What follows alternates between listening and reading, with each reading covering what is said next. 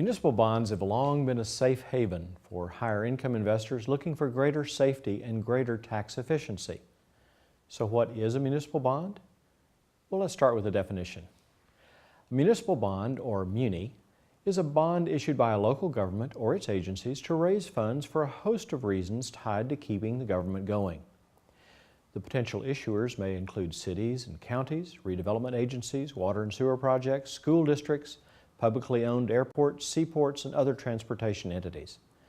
They pay for everything from immediate government expenses to new roads and various public projects. Municipal bonds come in two flavors: general obligation bonds and revenue bonds. General obligation bonds are intended to raise immediate capital to cover government expenses. Revenue bonds are the ones that fund infrastructure projects.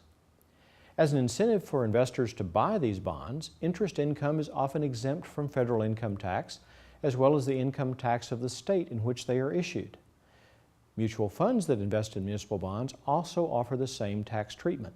Now, generally, one of the best sources of demand for municipal bonds is individuals. Besides the tax-free income, another attraction for investors is safety.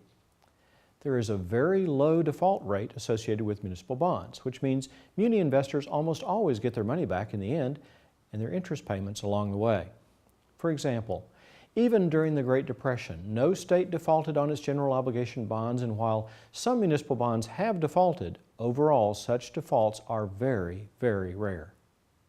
So where's the opportunity for you? Look at the currently tax-free income yields available in municipal bonds. You'll find some attractive net after-tax yields that you probably won't find in certificates of deposit, treasury securities, and some other investments. But before you buy, here are some things you need to know and steps you need to follow.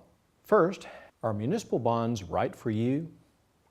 The first call you make shouldn't be to a bond broker.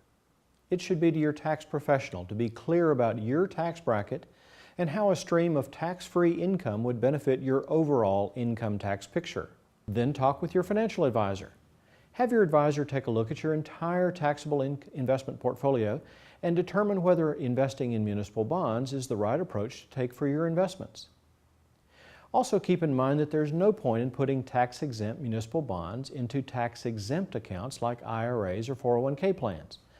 These types of retirement accounts are tax-advantaged already, and there will be no benefit and might even be a penalty for using tax-exempt bonds inside of tax-deferred accounts. Your financial advisor can explain this in more detail.